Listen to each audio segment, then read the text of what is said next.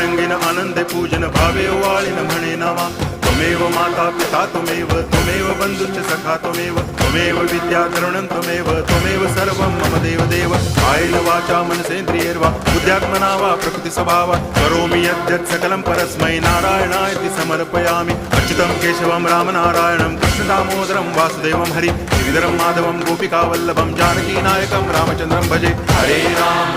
Ram